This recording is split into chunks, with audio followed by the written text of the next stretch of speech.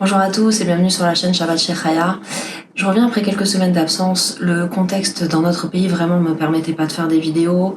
J'avais pas le cœur à ça, j'avais pas l'envie, j'étais vraiment concentrée sur autre chose. Et j'ai eu du mal, à me remettre dans les vidéos parce que je trouvais que vraiment ça ne s'y prêtait pas. Maintenant, je pense que dans un contexte comme le nôtre, il y a une double bataille à mener et dans l'une de ces batailles, il y a une espèce de guerre psychologique, un terrorisme aussi psychologique qui a pour but de nous faire arrêter de vivre, de nous faire arrêter d'avancer. Et heureusement, le peuple d'Israël n'est pas comme ça. Heureusement, le peuple d'Israël est toujours dans la joie, même dans les moments difficiles. On l'a vu avec plein d'images de soldats qui chantent, de mariages qui ont lieu sur les bases militaires. C'est magnifique et c'est vraiment un bon exemple pour nous tous de continuer à vivre et de leur montrer qu'il n'y a pas de terreur de notre côté. Ça veut pas dire qu'on pense pas aux personnes qui sont prises en otage. Malheureusement, on pense à eux tous les jours, on prie tous les jours pour eux et ça change pas. Mais je pense qu'il est important aussi de continuer à vivre comme on l'a fait jusqu'à présent et de se concentrer bien évidemment toujours sur l'aide, que ça soit de l'aide financière, que ça soit de l'aide matérielle, que ce soit des prières. Il y a énormément de façons de faire quelque chose, chacun à son échelle et chacun comme il le ressent. Mais voilà, j'avais quand même également aussi envie de reprendre les vidéos pour ma santé à moi, pour ma santé entre guillemets mentale, parce que ça me fait beaucoup de bien de faire des vidéos et de partager avec vous. Donc j'espère que ça vous plaira et j'espère que vous partagez ce petit avis, en tout cas on va dire. Si c'est pas le cas, je le comprends aussi que vous n'avez pas forcément envie de regarder des vidéos. Et puis si c'est le cas, écoutez, je suis contente de pouvoir être là pour ce genre de choses. Voilà, ça c'était vraiment la première partie que je voulais faire parce que je ne pouvais pas reprendre des vidéos après tout ce qui s'était passé dans notre pays et qui continue encore. Et je ne suis pas là pour faire de la politique, ça reste une chaîne légère, ça reste une chaîne pour se divertir, mais je ne peux pas faire comme si que ça n'existait pas et je ne peux pas faire semblant que ça ne me touche pas. Ce sont nos enfants qui sont en première ligne de front sur le terrain, ce sont nos familles qui sont prises en otage ou qui sont, qui n'ont plus de chez eux, donc on ne peut pas faire comme si que ça n'existait pas, ça c'est sûr et certain. Et j'ai une énorme pensée pour eux et je prie quotidiennement pour nos soldats et pour nos otages, vraiment qu'Hachem nous entende à tous. Mais voilà, j'avais envie aussi de reprendre une petite part de la vie normale. Les enfants sont retournés à l'école, on essaye de reprendre un rythme plus normal. Et donc voilà, j'avais envie de partager tout ça avec vous. Je suis désolée pour la longueur de cette introduction, mais c'était important pour moi de pouvoir vous exprimer tout ça par rapport à ce contexte, par rapport à cette guerre. Maintenant je vais passer un peu plus au vif du sujet de cette vidéo. J'ai envie de vous préparer aujourd'hui, de vous montrer en tout cas comment je prépare mes meal prep. Les meal prep, c'est une préparation à l'avance en fait de plein de repas. Moi je fais ça le dimanche pour m'avancer pour le reste de la semaine, parce que le reste de la semaine je travaille, comme tout le monde d'ailleurs. Mais voilà, je travaille et donc ça me permet pas forcément de pouvoir préparer des repas et j'ai pas envie de faire des sandwichs toute la semaine, toute l'année à mes enfants. Donc je leur prépare des petites choses pour eux, pour moi, etc. Et voilà, je voulais vous montrer. Donc cette semaine, j'ai prévu de faire de la pizza, faire également une tarte au thon. J'ai prévu aussi un chou-fleur rôti, une soupe de courgettes et si j'ai le temps, on verra, peut-être du poulet mariné. Voilà. Et après, j'assemble ça en fonction. Je rajoute une petite salade si besoin, je rajoute des schnitzels si besoin, des choses très très simples. Mais on en parlera plus longuement tout au long de la vidéo. Voilà, je vous laisse avec la préparation et puis on se retrouve à la fin pour le résultat.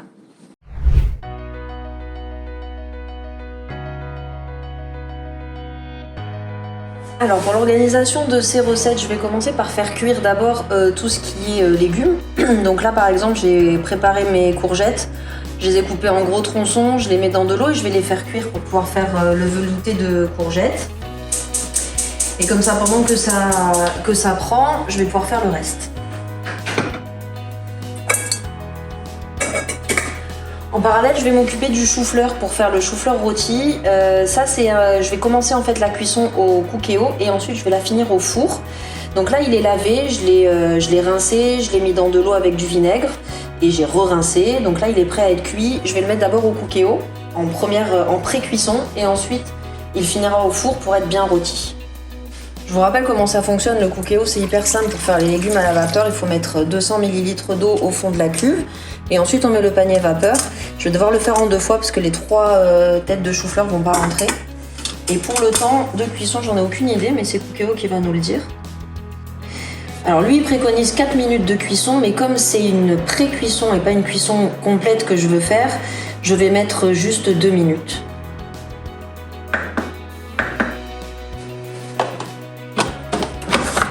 Voilà, je vais m'attaquer à la pizza.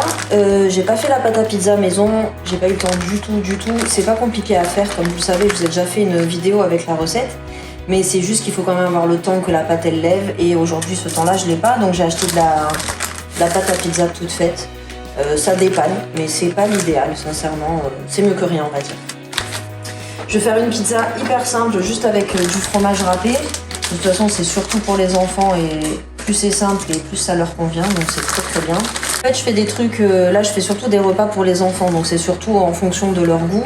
Et aussi, j'essaye de faire des choses que mon fils peut emporter avec lui à l'école, puisqu'il mange aussi le repas du midi au collège et qu'il n'y a pas de cantine. Donc voilà, il faut s'organiser. C'est pour ça que la pizza c'est pratique, la tarte que je vais faire aussi après c'est pratique pour ça. Voilà, je fais en fonction vraiment des besoins en fait et des opportunités. C'est parfait, ça rentre pile poil dans la plaque. Donc là je mets une espèce de sauce tomate en fait toute prête. Il en existe spécial pizza, vous avez des petites herbes à l'intérieur. Bon là j'avais ça dans le placard. Ça change pas vraiment grand chose, que ce soit celle-ci ou celle qui est faite spécialement pour la pizza. Ah bah vous voyez, celle-là c'est une spéciale pizza, j'avais pas vu. Donc effectivement, je crois qu'il y a du basilic dans la sauce en plus.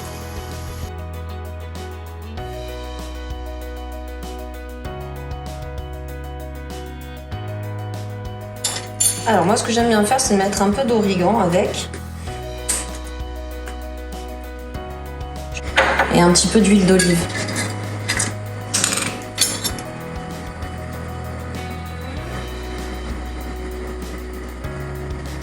Voilà, le premier repas, il est préparé, il n'y a plus qu'à enfourner. Au niveau de la cuisson, 180 degrés comme d'habitude. Et le temps de cuisson, je dirais 30 minutes, mais c'est à surveiller comme d'hab.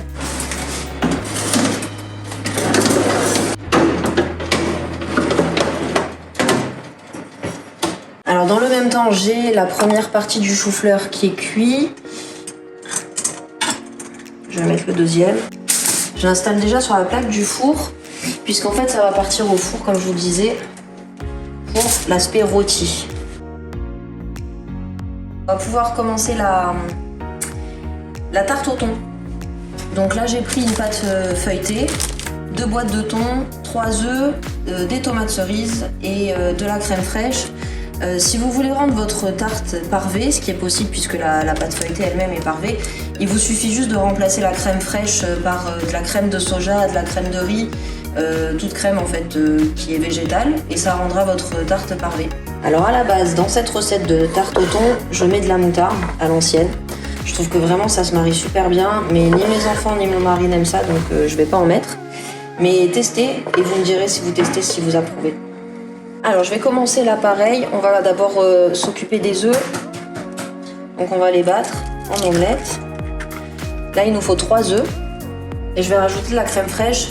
Alors je vais pas mettre l'intégralité, hein. Là il y en a beaucoup. Franchement je vais le faire un petit peu à l'œil en fonction de ce que ça représente comme quantité pour que ça convienne quand même à mon moule à tarte. Je vais commencer à en mettre je pense la moitié. Voilà. Et après j'aviserai s'il faut en rajouter ou pas. Donc là, je vous montre un peu l'organisation que j'ai le dimanche. Généralement, j'essaye de cuisiner pour toute la semaine. Et ça me permet en fait d'être plus tranquille le reste de la semaine pour les repas du midi, même pour les repas du soir. J'essaye vraiment de m'avancer. Alors, c'est pas forcément là l'intégralité des repas, mais le plus gros est déjà fait.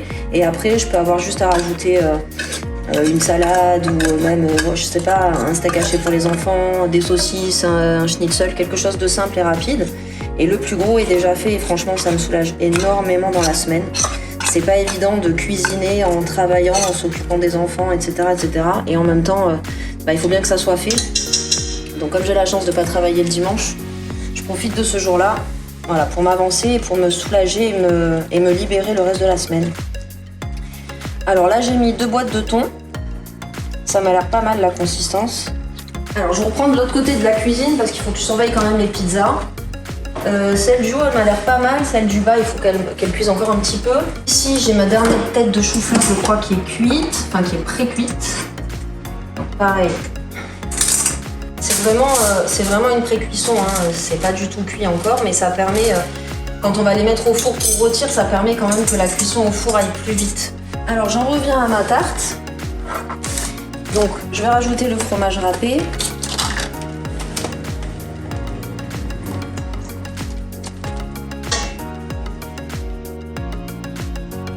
Je vais laisser de côté et ensuite je montrerai ma tarte. Je vous montrerai ça, mais parce que j'aimerais pouvoir faire pré-cuire un petit peu la pâte. Et là pour l'instant mon four il est occupé avec les pizzas, donc je mets ça en attente. Et on va reprendre avec le chou-fleur. Alors je reviens à la cuisson du chou-fleur rôti. Donc là en fait je vais mettre de l'huile d'olive sur le chou-fleur. Et ensuite du sel et du za'atar. Le za'atar, je vous en ai déjà parlé, c'est un mélange d'épices voilà, qu'on trouve très très facilement ici. Et en France, vous la trouvez dans les épiceries orientales. C'est super bon, ça donne vraiment un bon petit goût. Les enfants, ils aiment bien ça. Donc voilà. Et c'est une recette en fait que j'ai pas inventée. Hein. C'est une recette qui vient du chef en fait du restaurant Miznon à Paris, qui est donc un chef israélien. Et il s'est fait connaître notamment, en tout cas, il a été très apprécié par rapport à cette recette de chou-fleur rôti, qui est excellente. J'ai eu l'occasion de le goûter à Paris, franchement c'est vraiment bon. Et c'est surtout très très facilement faisable à la maison. Donc vous voyez, je mets de l'huile d'olive un petit peu partout, pour que quand ça rôtisse, ben voilà, ça rôtisse bien partout. De toute façon, le surplus après il va tomber, donc ne me parlez pas des quantités d'huile d'olive. Un peu de sel, donc là c'est du sel rose de l'Himalaya, mais franchement, sel normal ça fait très bien l'affaire aussi. Et enfin le za'atar, je vais en mettre un petit peu partout. En termes de cuisson, je pense qu'il faut compter un petit quart d'heure pour commencer, et c'est toujours pareil, il faut toujours surveiller, et ça va être entre 15 et 30 minutes. Je pense que les pizzas sont prêtes. Ouais, ça m'a l'air pas mal. Vous voyez, c'est bien cuit, le fromage est bien fondant, voilà, c'est bien doré. Donc ça c'est parfait. Et là dans le four, je vais faire pré-cuire un petit peu ma pâte à tarte, donc ma pâte feuilletée en l'occurrence. Une petite dizaine de minutes, pas plus. Voilà, et après je pourrai terminer le montage de la tarte. Bon là clairement ça commence à être un peu le bazar dans la cuisine, donc je vais faire une première vaisselle, le temps que la pâte pré-cuise et les choux-fleurs aussi ils sont au four. Donc je fais un petit peu de rangement, sinon je m'en sors pas.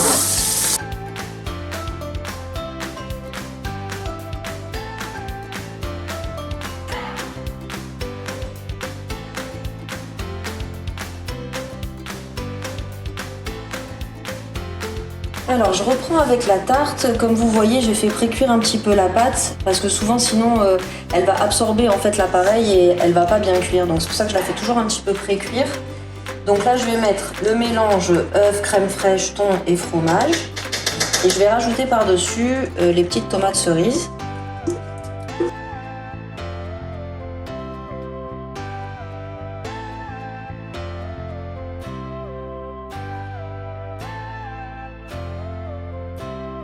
Voilà, donc j'enfourne la tarte à 180 degrés et je pense qu'il va nous falloir entre 45 minutes et 1 heure de cuisson. On va surveiller tout ça.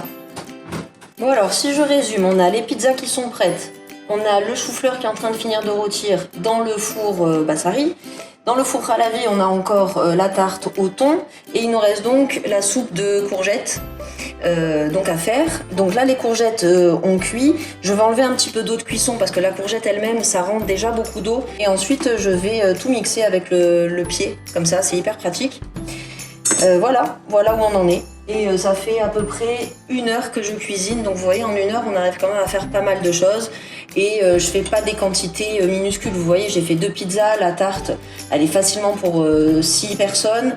La soupe, il va y en avoir aussi pour 2 fois. Donc c'est quand même, voilà. On peut quand même arriver à cuisiner assez rapidement. Je pense qu'en maximum 1 heure et demie, le temps vraiment de finir, en nettoyant la cuisine, etc. on aura fini au bout d'1h30. Donc 1h30 pour se libérer de tout, de pratiquement tous les repas de la semaine, c'est pas mal, je trouve.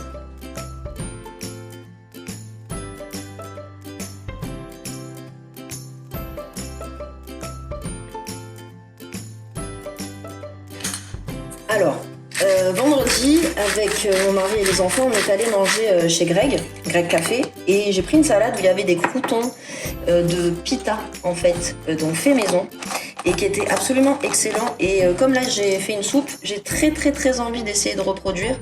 Donc, on se fait un petit bonus, on va se faire les croûtons pita maison. Alors voilà, je viens de sortir le chou-fleur du four, il est rôti. Il est hyper bien cuit, il est moelleux, voilà, ça c'est un délice. Alors pour les croûtons de pita, autant vous dire clairement que c'est une totale improvisation, c'est vraiment en fonction de ce que j'ai mangé, comme je vous disais, au restaurant vendredi midi. Donc là j'ai une pita qui d'ailleurs commence à se sentir un peu mal, elle est un peu sèche, donc c'est parfait, plutôt que de la jeter, on va la faire en petits croûtons. Donc voilà, d'instinct, je me dis que je vais faire des petits morceaux et je vais les faire revenir dans un petit peu d'huile d'olive pour avoir un petit goût. Je pense que si on voulait également les assaisonner, les croûtons, on pourrait rajouter un petit peu d'ail, ce genre de choses. Bon, moi je vais déjà, comme c'est une première et que c'est du direct live, je vais déjà me contenter juste de faire des croûtons à l'huile d'olive.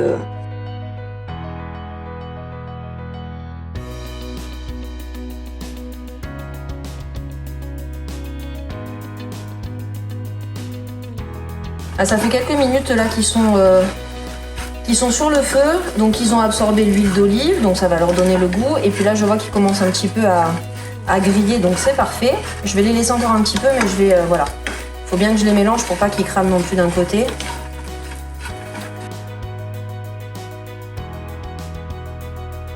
Alors concrètement, on a la tarte qui est en train de finir dans le four, tout le reste est prêt, on a même fait des croûtons qui n'étaient pas prévus. Donc pour gagner du temps, parce que je vous ai promis tout ça en 1h30, ben je vais faire la vaisselle, le temps que la tarte finisse, tout simplement. Et on se retrouve ensuite pour la fin où je vous remontre tout ce qu'on a fait. Par contre, tu peux arrêter de passer et de voler des croûtons, ça m'arrange. Ah, c'est les madeleines? Bon, ça va, les madeleines, pas le temps. J'ai mon mari qui essaye de s'enfuir avec une pizza. Il me laisse même pas finir la vidéo.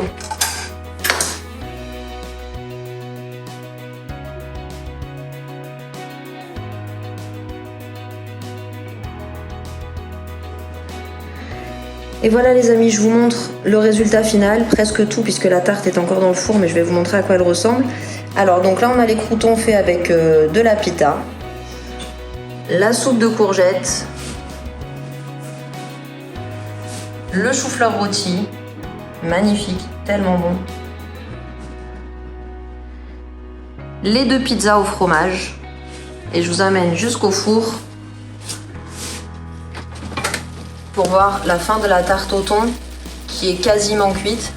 Voilà, juste magnifique. Des repas pour toute la semaine, pour toute la famille. Faites en 1h30 et encore si j'avais fait la tarte en premier, j'aurais peut-être pu gagner un petit peu de temps. Mais voilà, c'est déjà pas mal. Voilà, j'espère que toutes ces recettes vous auront plu et que toute cette organisation aussi, si ça peut vous aider à gagner du temps et à pouvoir cuisiner maison, c'est cool. Moi, je vous dis à très bientôt dans une nouvelle vidéo. Mais avant ça, n'oubliez pas de liker, de vous abonner, de partager, de commenter tout ce que vous voulez pour faire grandir la communauté. Et je vous dis à très bientôt.